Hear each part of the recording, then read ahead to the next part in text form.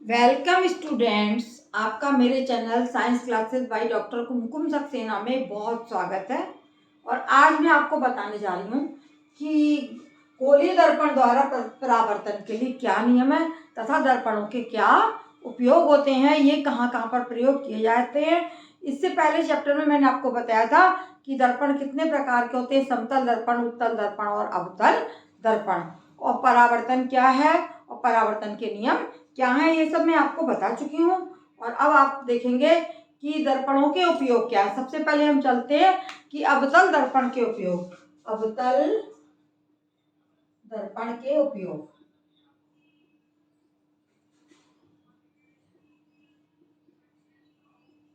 यानी इसको हम क्या बोलेंगे, यूजेस ऑफ, कौन सा, यूजेस ऑफ कॉनकेव मिरर।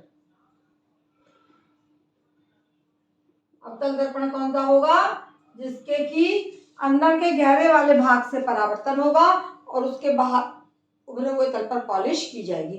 तो इसके बहुत सारे उपयोग होते हैं अवतल दर्पण के, जिसमें से सबसे महत्वपूर्ण उपयोग है कि इसका प्रयोग, अवतल दर्पण जो है वो कई जगह प्रयोग किया जाता है। इसका जो प्रयोग है वो दाढ़ी बनाने में किया जाता है। इसका प्रयोग दाढ़ी बनाने में, दाढ़ी बनाते हैं जेंट्स लोग, दाढ़ी को बनाने के लिए किया जाता है, किया जाता है। दाढ़ी बनाते समय जो दर्पण लिया जाता है वो यही होता है। दूसरी बात, आंख नाक कान के डॉक्टर्स के द्वारा आंख नाक कान के डॉक्टर्स इसका उपयोग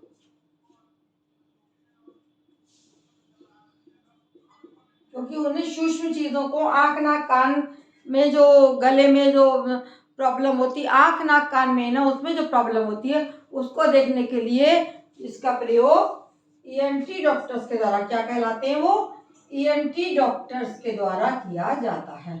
ईएनटी डॉक्टर्स इसका प्रयोग करते हैं।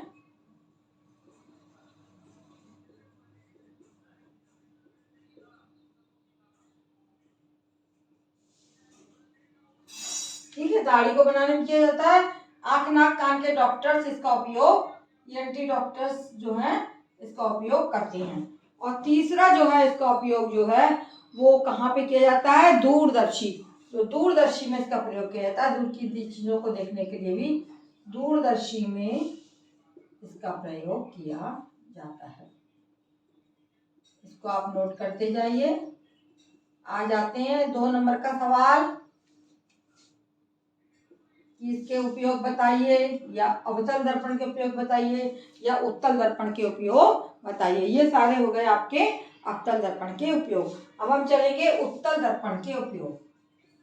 उत्तल दर्पण के उपयोग, उत्तल दर्पण के क्या क्या उपयोग होते हैं। उत्तल दर्पण के भी बहुत सारे उपयोग होते हैं, बहुत सी जगह ये प्रयोग किया जाता है ना। उत्तल दर्पण कौन सा होता है, जिसके कि बाहरी तल पर जो है वो अंदर की तल पे पॉलिश होती है और इसके उभरे हुए तल पे, जैसे ऐसे लगा लो कि इस तरह हाथ है तो अंदर के तल पे पॉलिश है, उभरे तल से जो है परावर्तन किया जाता है। जैसे चम्मच का जो उभरा तल है उससे करोगे तो वो तुम्हारा कहलाएगा उत्तल दर्पण। इसका उपयोग जो है वाहन चालक जो है कि बगल में, वाहन चलाते हैं, वाहन चालकों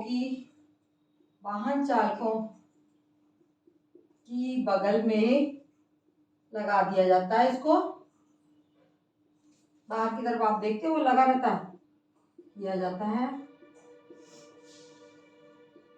वाहन चालक के लिए क्यों किया जाता है कि ये जो दर्पण है वो पीछे के खूब बड़े एरिया को, छोटे का जो चित्र है वो छोटा सा इमेज बनाता है, तो पीछे से सब दिख जाता है, कितनी बड़ी ट्रक आ रही है, कितनी बड़ी कार आ रही है, या कितना बड़ा क्या आ रहा है। तो इसका उपयोग वाहन चालकों की बगल में किया जाता है। दूसरा इसका उपयोग सड़क पर लगे लैंपों में किया जाता है। लैंपों में भी इसका उपयोग किया जाता है। क्यों किया जाता है, क्योंकि सड़क पे जो लैंप लगे होते हैं वो प्रकाश को खूब फैला दें, है ना। उपयोग किया जाता है। वो बड़े एरिया में प्रकाश को फैला देते हैं, इसलिए इसका उपयोग सड़क पर लगे लैंपों में किया जाता है। ये मैंने आपको बता दिए अवतल दर्पण के उपयोग और उत्तल दर्पण के उपयोग। दाढ़ी बनाने में आँख नाक कान गले के डॉक्टर्स के द्वारा किया जाता है और दूरदर्शी में भी इसका उपयोग किया जाता है। लेकिन उत्तल दर्पण का उपयोग वाहन चालकों की बगल में वाहन चालकों की बगल में लगा दिया जाता है। इसको हम बोलेंगे द्वारानी की बगल में लगा दिया जाता है।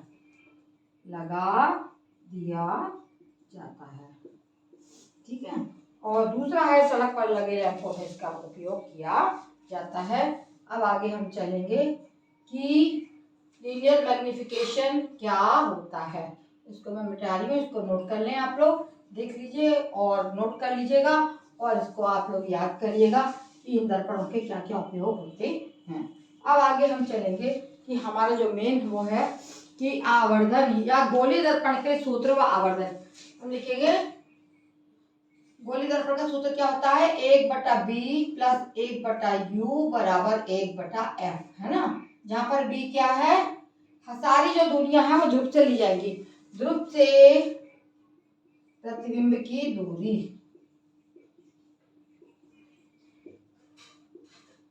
ये दूरी को हम v बोलते हैं और इसको h' से दिखाते हैं।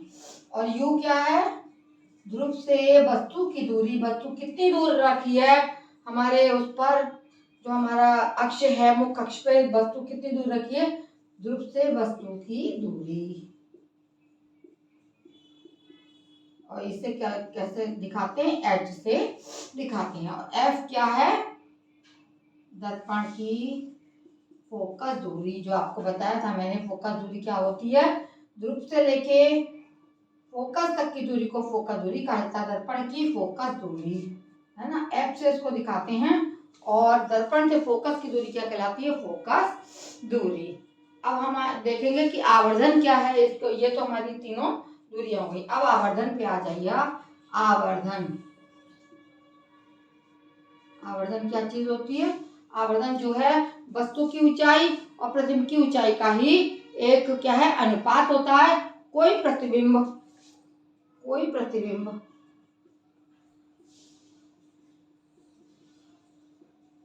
वस्तु की अपेक्षा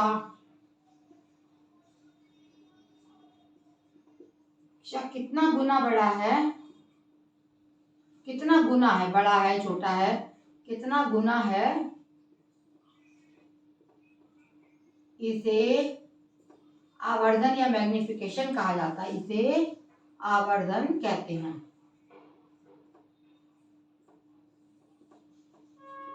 ठीक है। वस्तु क्या है हमारी, वस्तु हमारी u है और v क्या है हमारी, ध्रुव से हमारे प्रतिबिंब की दूरी है। तो m बराबर हो जाएगा h'/h, यानी आवर्धन m क्या है, m आवर्धन है। m जो है प्रतिबिंब कितना बड़ा है और वस्तु कितना बड़ा है, इसका जो है अनुपात कहलाता है आवर्धन। इसको हम ये भी लिख सकते हैं v/u, यानी आवर्धन क्या है कि वस्तु की दूरी प्रतिबिंब की दूरी बटा वस्तु की दूरी भी आवर्धन। ज्ञात अगर खाली दूरियां दी हैं तो v क्या है प्रतिबिंब की दूरी और u क्या है वस्तु की दूरी, जो है उनका अनुपात भी आवर्धन कहलाता है। m = v/u, है ना। तो इसी से संबंधित एक सवाल मैं आपको करा रही हूँ, ये नोट कर लीजिए आप।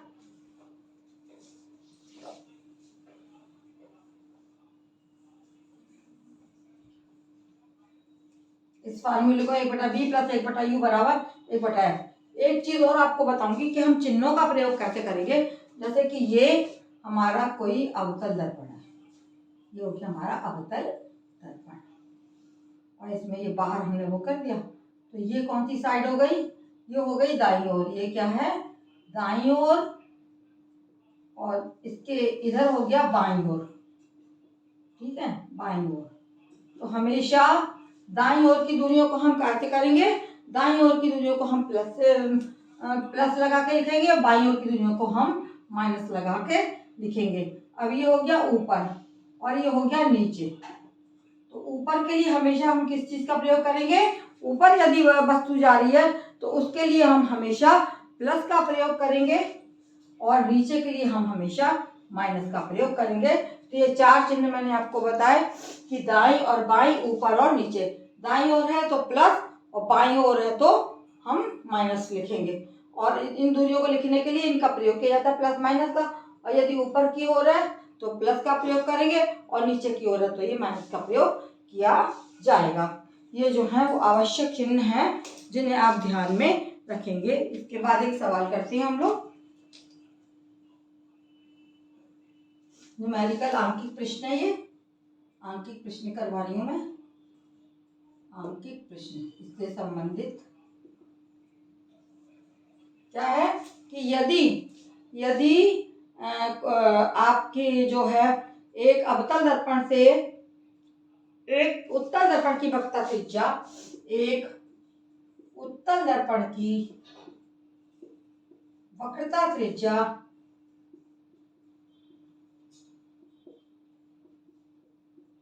कितनी है, 40 सेंटीमीटर है, तो इसकी क्या ज्ञात करना हमें इसकी फोकस दूरी ज्ञात करना है। उत्तल दर्पण की क्या दिया, वक्रता त्रिज्या 40 सेंटीमीटर है, तो इसकी फोकस दूरी बताओ। इसका संबंध आपको पहले बताया जा चुका है ना। R बराबर कितना दिया है, R बराबर दिए 40 सेंटीमीटर और F निकालना है आपको, ठीक है, F ज्ञात करना है। इसको ऐसे कर देंगे तो R बराबर होता है, F बराबर होगी, हमें फोकस दूरी ज्ञात करना, फोकस दूरी F बराबर हो जाएगी R/2, वक्रता त्रिज्या अपॉन 2। बिल्कुल आराम से, छोटा सा सवाल है, इसको समझ लो। त्रिज्या अपॉन 2, वक्रता त्रिज्या हमारी है 40 और इसको 2 से हम डिवाइड करेंगे तो हमारा क्या आ जाएगा, 20 सेंटीमीटर। ये सवाल हो गया आपका। और यदि F दी होती, R ज्ञात करनी होती तो क्या करते, जो F की दूरी है उसको हम दुगना कर देते तो हमें R ज्ञात हो जाता, ठीक है। अब दूसरा सवाल लिखिए,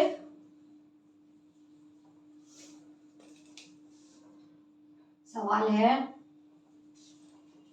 कि एक अवतल दर्पण से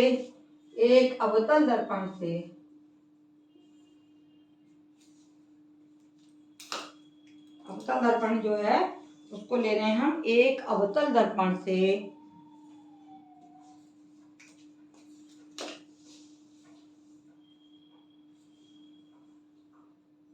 सवाल लिख लेंगे, अवतल दर्पण से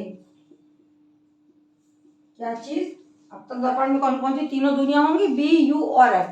तो एक अवतल दर्पण से 20 सेंटीमीटर दूर रखी, 20 सेंटीमीटर दूर रखी वस्तु का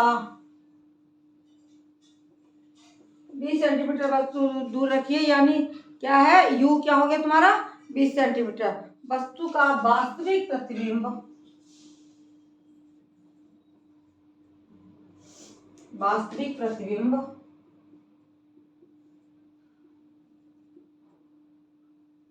है ना, कहाँ पे बनेगा, 30 सेंटीमीटर दूर बनता है, 30 सेंटीमीटर दूर बनता है। तो हमें क्या ज्ञात करना है, हमें अवतल दर्पण की फोकस दूरी बताओ। तो हमें क्या ज्ञात करना है, दर्पण की फोकस दूरी बताओ,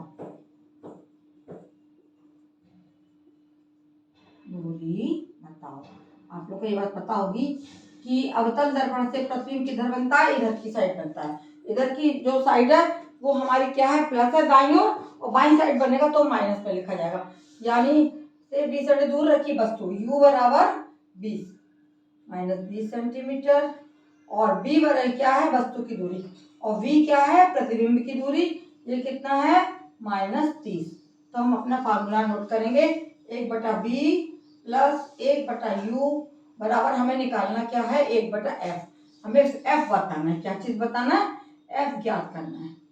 F ज्ञात करो, लिख भी दिया मैंने यहाँ पे, U हो गया, V हो गया। तो बिल्कुल सिंपल सवाल होता है ये, इसको केवल समझने की बात है कि वस्तु की दूरी U और प्रतिबिंब की दूरी जो है V कहलाती है, और F जो है फोकस दूरी कहलाता है। तो 1/b क्या हो जाएगा, -1/30 प्लस -1/20 बराबर 1/f। आगे इसको हल करेंगे तो ये आ जाएगा -1/30 प्लस -1/20 बराबर 1/f। ठीक है, इन दोनों का एलसीएम लेंगे तो एलसीएम आ जाएगा 60, है ना। तो हो जाएगा 3 दूनी 6, 2 -2 और -20 3 60, 3 है ना, -3 बराबर 1/f। 3 और 2 चूंकि दोनों माइनस में है तो दोनों जुड़ जाएंगे, हो जाएगा -5/60 बराबर 1/f, है ना। और f बराबर हो जाएगा, यहाँ पे ले आती हूँ मैं, f बराबर हो जाएगा 60/5। 5 से 60 को भाग देंगे तो हमारा आ जाएगा 5 एकम 5, 5 दूनी 10, 12 सेंटीमीटर। फोकस दूरी बराबर, आंसर क्या निकला, फोकस दूरी बराबर 12 सेंटीमीटर। फिर से एक बार समझ लीजिए, ये बात अवतल दर्पण से 20 सेंटीमीटर दूर वस्तु रखी थी तो u हो गया हमारा -20, क्योंकि अवतल दर्पण है और इधर बनेगा प्रतिबिंब तो माइनस में आएगा। और 30 सेंटीमीटर दूर जो है वास्तविक प्रतिबिंब 30 सेंटीमीटर दूर बनता है, तो b क्या है -30 और f ज्ञात करना है। हमने अपना फार्मूला याद रखना है, 1/b प्लस 1/u बराबर 1/f। तो 1/b की जगह हमने 30 लिख दिया और u की जगह हमने 20 लिख दिया, दोनों में हमने माइनस लगा दिया, बराबर 1/f। और इन दोनों को माइनस और प्लस माइनस को गुणा करेंगे तो माइनस आ जाएगा, -1/20 बराबर 1/f है। और यहाँ पे एलसीएम लेंगे तो 60 आ जाएगा, 30 दूनी 60 और 20 3 60, माइनस माइनस जुड़ जाएंगे और ये हो जाएगा -5/60 बराबर 1/f और f बराबर हो जाएगा 60/5। इसको भाग देंगे तो 12 सेंटीमीटर आ गया। तो ये हो गई तुम्हारी फोकस दूरी 12 सेंटीमीटर। यहीं पे मैं अपना आज समाप्त करती हूँ और आगे मिलती हूँ आपसे अगले लेक्चर में और सवालों को लेकर। धन्यवाद, मेरे चैनल को देखने के लिए बहुत बहुत धन्यवाद। और इसको सब्सक्राइब करना ना भूलें, यदि आपने सब्सक्राइब नहीं किया है अपने दोस्तों को बताएं, अन्य स्कूलों में बताएं और मेरे को कमेंट बॉक्स में कमेंट अवश्य करें और लाइक करना ना भूलें।